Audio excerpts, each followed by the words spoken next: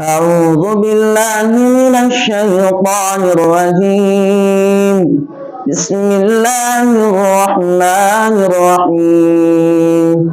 ياسين والقرآن الحكيم إنك لمن المرسلين على صراط مستقيم تنزيل العزيز الرحيم لتنذر قوما ما أنذر آباؤهم فهم غافلون لقد حق القول على أكثرهم فهم لا يؤمنون إنا جعلنا في أعناقهم أغلالا فهي إلى الأذقان فهم مقمحون وجعلنا من بين أيديهم سدا ومن خلفهم سدا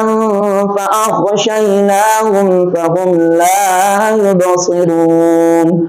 صدق الله العظيم.